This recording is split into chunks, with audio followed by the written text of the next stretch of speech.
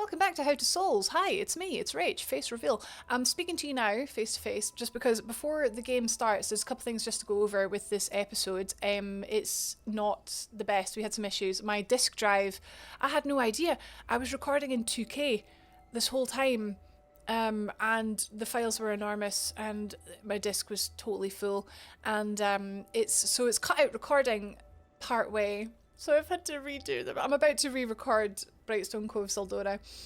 And so the first half of the video did record. I'm not going to re-record this because I do think it still works quite well as a walkthrough, and I have very limited time to re-record, so please put up with it. It's just low frame rate, it's kind of chuggy, but the voiceover still functions. It still functions as a walkthrough, and I do still think for the purposes of like I think it'll do.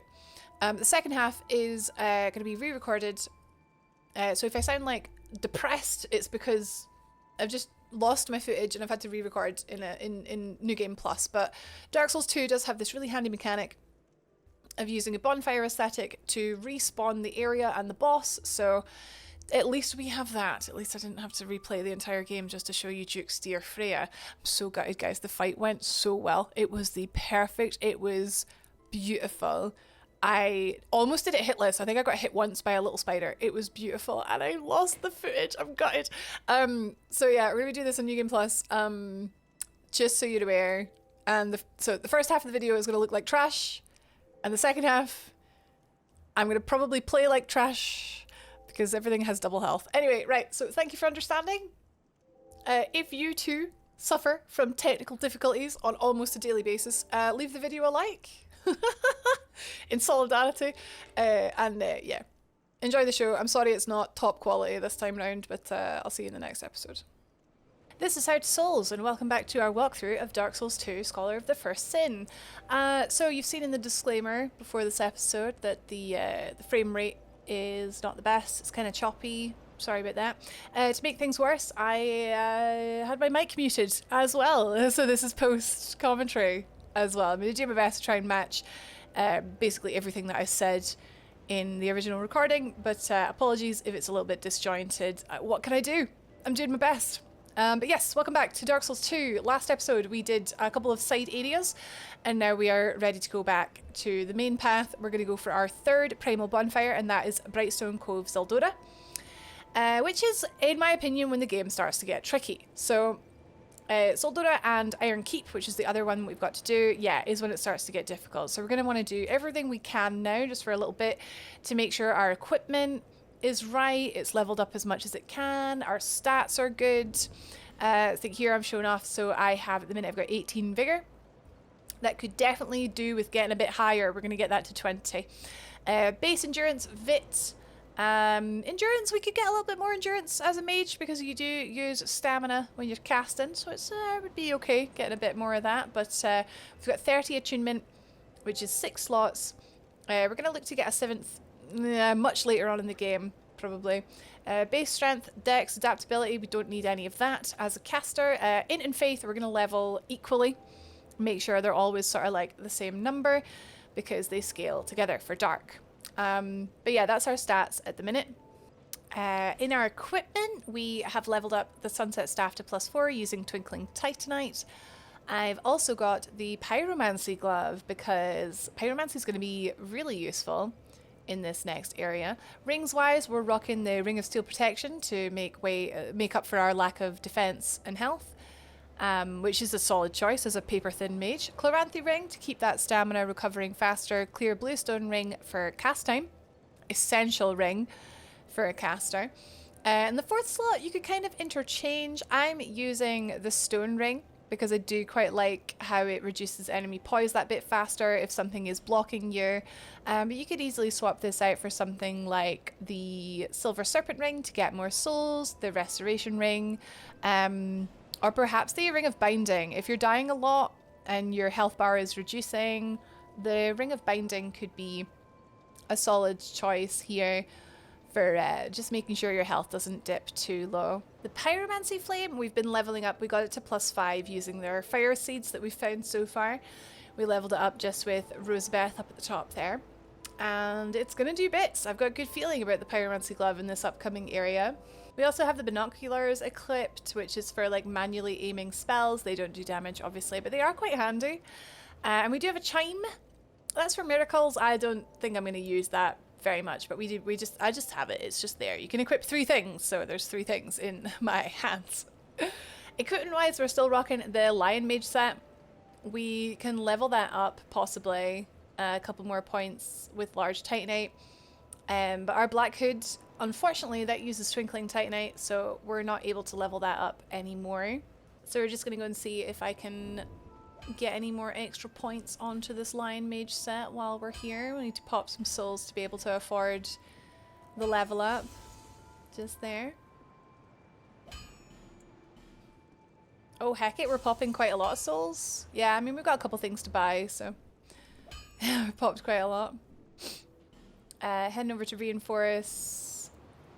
Our staff needs, yeah, like 4 more twinklies. The chime, nah, I decided not to upgrade the chime just yet. We'll get another chime later on.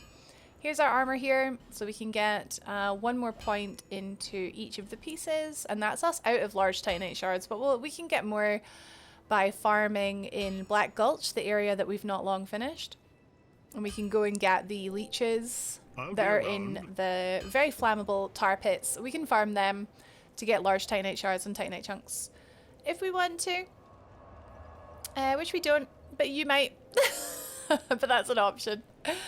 For now, we're going to take a look at our spells. So I'm not really sure what I've got equipped here. We've got Fireball equipped. We're away to go and grab another Pyromancy in a second. We're heading to the Lost Bastille to Straid's cell. We're going to go chat to Strade. These hollows will not aggro if you just like stick to the wall, but oh my god, it gives me so much anxiety. It's so scary. Like, I just feel like they're going to come and explode on me there. You can safely chat to Strade, buy item from him, go across to spells, and he sells a spell called Flame Swathe, which is really good. I'm a huge fan of this spell when it does what you want it to do. Big AoE fire explosion attack. I like it. So we're buying that for now. Cast light could be useful if we're ever needing some light but don't have a torch, so I just picked that up also. When you've got enough intellect, it's just one of those situational spells that does tend to be useful now and then. Okay, so now we are resuming with our playthrough. We're going to Brightstone Cove, Tseldora, which we get to from the Shaded Woods through Doors of Pharos, and then it becomes Brightstone Cove, Tseldora. But first, before we go there, we're just going to quickly go check on another NPC, which has a really cool quest. Much like Lucatiel, we have to chat to Benhart in 3 different areas, summon him for 3 different bosses, make sure he survives those fights, and then in the end we'll get our achievement trophy, his equipment, including his very nice sword. I am so sad at how rubbish the video has come out for this part. I can only apologise again and again. It's just one of those things. It happens. I mean, this is Benhart. He's our pal. He's our Scottish brother. We need to exhaust his dialogue just by chatting away to him. Obviously, we've already done Shaded Woods, so this is why this is working. He's an update. He's gonna come with us. Learn a gesture. You get joy from him. We chat to him. He's like, yeah, I'm gonna help you kill some bosses. Cool. So now we're ready to go to Brightstone Cove. We're gonna summon Benhart for the first boss of this area, and that'll help progress his quest. Okay, it's finally time now to head to Brightstone Cove, Tseldora. So we're going through the Doors of Pharos. Not Ordeal's End, that's where the boss was. We're going from the first bonfire with the Rat Cave. God, I hate the Royal Rat Authority. Yeah, there she goes. Heading back to Doors of Pharos through the very short pathway outside here, not through the rat. Around here. Take care of this mastodon just by strafing around him. Our Dark Orb does so much damage to these guys, it's so satisfying. And we don't have to go anywhere near them. Easy peasy. We can bait an attack from these Gurm. Get him. I don't know how you want to pronounce it. Got a nice crit on that one because he was mid-animation when we attacked him. And we're just heading up these stairs past Gavlan. Gavlan will now stay here because we spoke to him in No Man's Wharf, and then again in Harvest Valley, and then here. He moves here and he stays here if you want to sell stuff to him. This guy will throw his axes at you, throws one and does throw the second one, but we're not going to give him a chance to do that because he's down. Heading through here, there's a crystal lizard that'll take 2 dark orbs to kill, so I recommend taking that out. Drops very valuable upgrade materials. 3 large titanite shards and raw stone. So we're using those for leveling up our armor at the minute, getting some more defense on our armor. Take down this guy and we can pick up... Oh, nothing? There's a torch we can light, I guess. But no, I'm good. Just killed a man in cold blood. This guy here has a shield, so we're going to need to try and bait him into attacking so he'll lower his shield. God, my eyes are going funny watching this, like, laggy footage, man. I'm not apologizing. I did nothing wrong. I made a mistake. It happens. It happens. Okay, that's the end of that little Doors of Pharos, like, side area. Through here is Brightstone Cove, Tseldora. So this is, I mentioned, quite a difficult area. You want to tackle it slowly. In the first half. After the first boss, the second half, you kind of need to, like, go through it 2 or 3 times. We'll probably do it in 3, just to make sure we get all the good items. But yeah, it's like, it's a maze. It's easy to make mistakes. Luckily, there's a bonfire right at the start here that we can grab. In a bit, once we clear out this area, we will find Benhart's summon sign here beside the bonfire, but we're not going to risk summoning him too early because we don't want him to die, because NPCs have brains the size of grapes in this game, and we gotta try and keep him safe. We're his babysitter. So I'm resting at the bonfire here to recover my strength, recover my dark orbs. And what we're going to do here is just take it super easy. These guys can really easily outnumber you, gang up on you. We're going to stick to the left-hand side, just go along the wall, take out this guy who's like farming. I don't know, he's like a little farmer guy.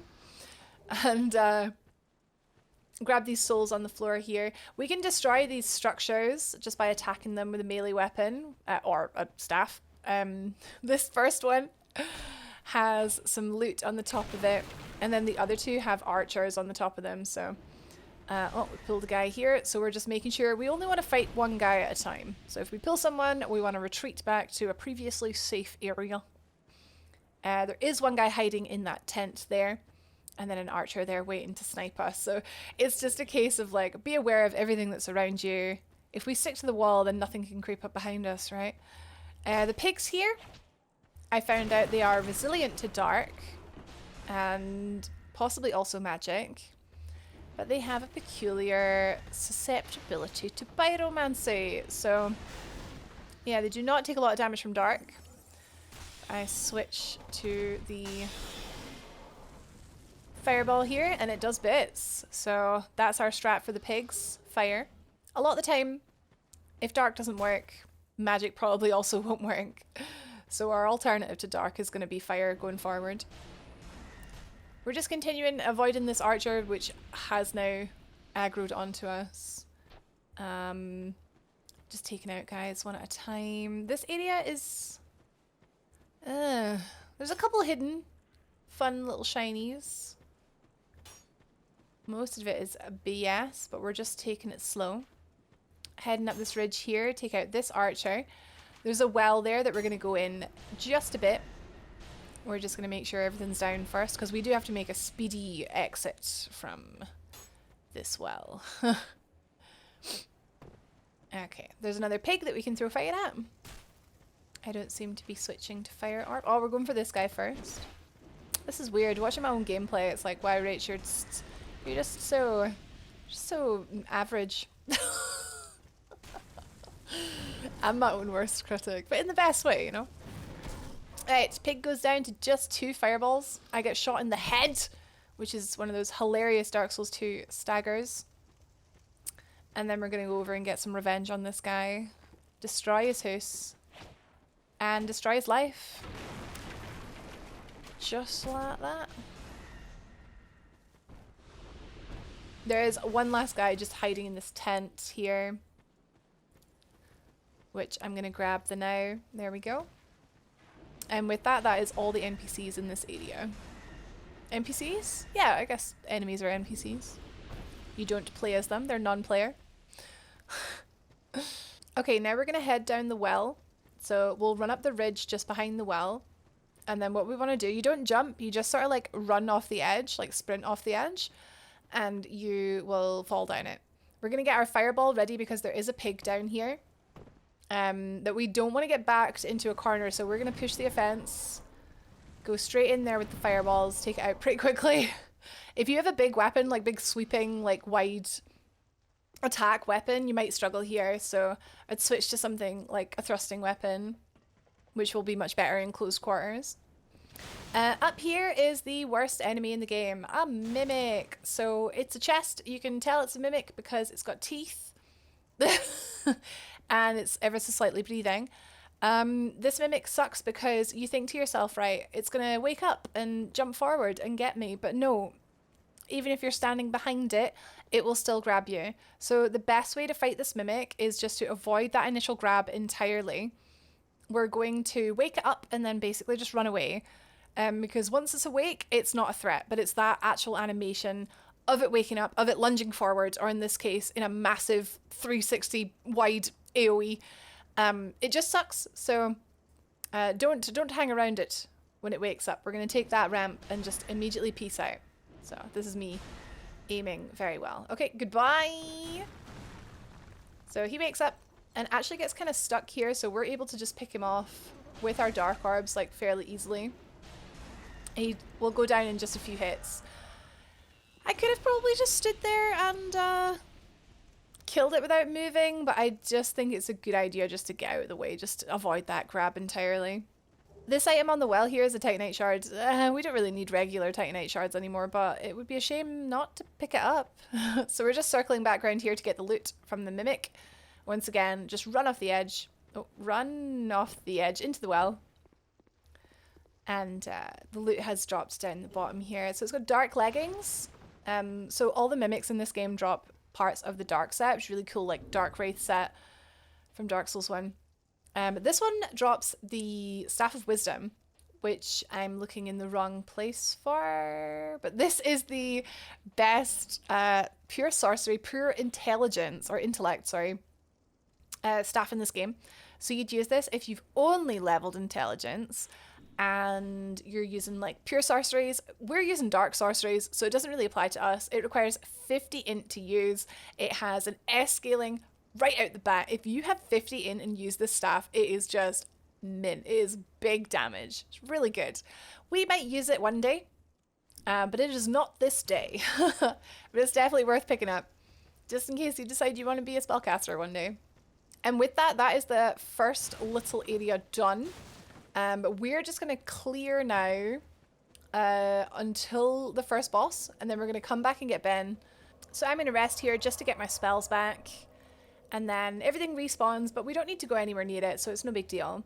We're just going to keep now to the right-hand side going down the hill. Once again, not bringing Benhart with us yet, because he's a big dum-dum NPC with the brain of a grape, and he has a tendency to get hit by these very big, obvious boulder traps that my very, very smart subscribers would never get hit by. We could probably break that with a dark orb, but I like that guy breaking it himself and then getting hit by his own boulder. That's always fun.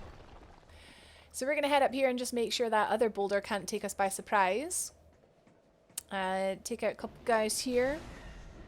The boulder, careful if you are destroying it yourself.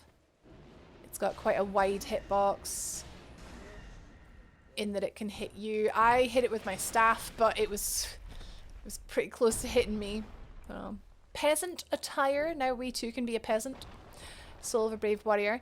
Down here there are quite a number. It's like a flippin' angry mob with pitchforks and everything down here, so we'll just be aware of that when we're heading down.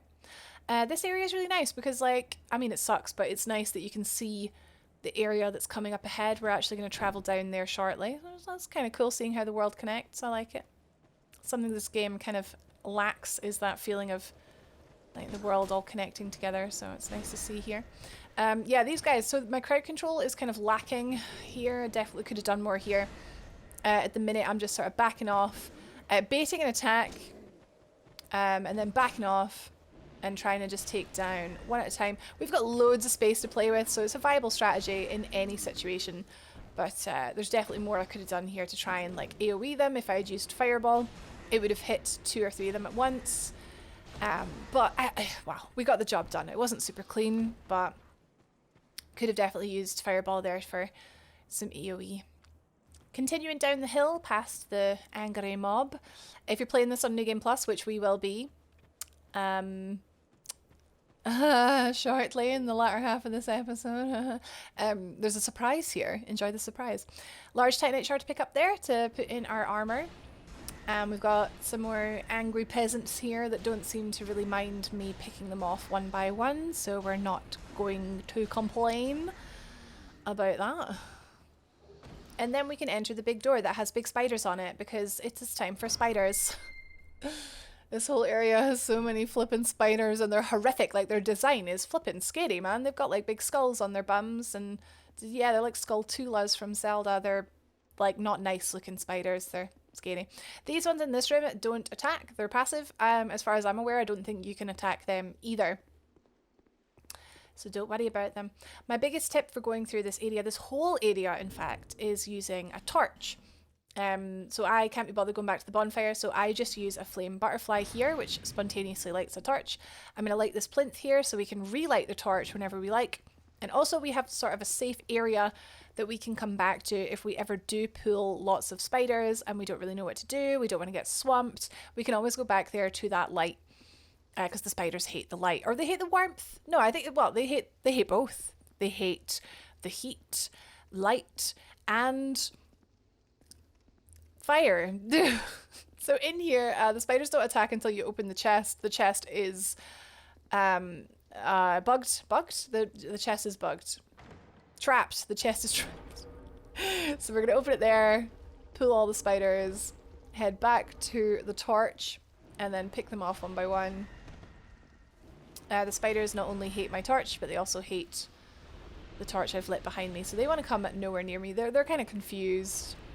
We can pick them off with not much difficulty.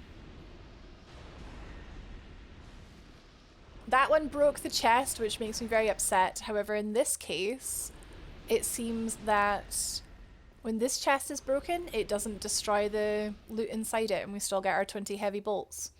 I thought, as far as I was aware, if anyone breaks a chest, it turns into rubbish, but I'm not. I mean, I could be wrong. It could be that it's only if you destroy it. Enemies seems to be fine. So that's that area done. We're going to light this plinth here and open this door and get through to the next little bit. Through here is the boss. That's us pretty much cleared to the boss, but there's an extra just tiny little bit here before we go back for Benhart. Human effigy in that jar. Up there's a spider that jump scares me. Something fierce! So we're going to get rid of him.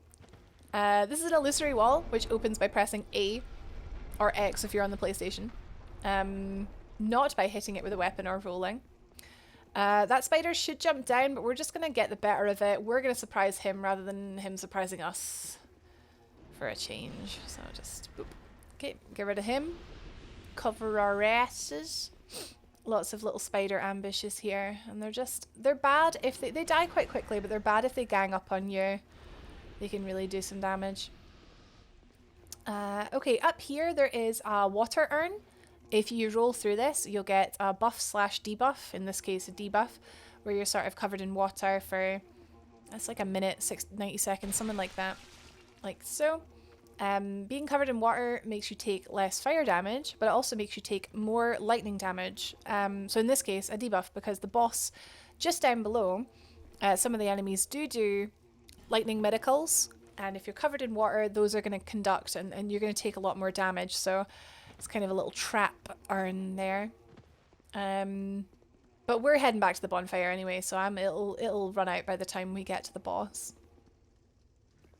My staff is throwing some crazy shadows off my torch that I'm very much enjoying. It's going very well with the lack of frame rate in this really pish recording that I can once again apologise for. I'm popping a human effigy here because we need to be human to summon Benhart. So that's what that's all about. So now we are just heading back to the bonfire. Now that the way is clear, we've lit a couple torches. We're going to go and grab Benhart, and together we're going to do the boss. Once again, the reason that we cleared without Benhart, where like he could have made it a bit easier for us, like to clear, is because he needs to survive the boss fight. So we just want him to go in with as much health as possible. I'm going to go ahead and consume a herb here to get some spell cast back, because we will not be resting at the bonfire, obviously, because that would respawn everything. Benhart's summon sign is actually not where I thought it was at this tent beside the bonfire. It's actually at a tent further into the area, which means we will have to kill these guys again to get there, but we can be smart about it. So it's inside this tent here, just beside the tree. We're pretty much just going to grab him and run and hope he doesn't pull too many enemies. Just stick to the cliff, stick to the wall. We've got one guy, possibly have a second. There's nothing we can't handle together, me and Benhart. He's taken a little bit of damage already, presumably from a stray arrow. Here he comes. Oh, he's got a nerd on him. For Benhart. For Frodo. But also for Benhart. Yeah, he does good damage, man. He's great. Okay, together, we're going to go and do the Prowling Magus and the Congregation fight. So, let's head back to the boss fog with Benhart in tow, and I'll tell you all about this guy. Alright, here we are at the Prowling Magus boss fight. So this is a fight that has a lot of things in it. What do you call that? A council fight? That's what you call it in WoW. Anyway, this is a fight with a lot of things in it. There is the main boss, which is the Prowling Magus, a large I keep wanting to say NPC, a large enemy in the middle of the room that does hexes. We'll do Dark Orb, exactly the same as my Dark Orb. Won't do a lot of damage to us because we've got quite high magic defense, but we want to make sure Benhart isn't getting hit by that. We've got to keep him safe. Also, there are two or three, I think two, sort of priest enemies. They're sort of middle-sized. So we've got big, middle-sized, and small. So the middle-sized ones, they do lightning damage, like I mentioned before. They also do heals, so they are the top priority to kill first. The guys in like the white robes, the middle-sized enemies. And thirdly, there are some pawns, some peons that will be wandering around or crawling around the floor.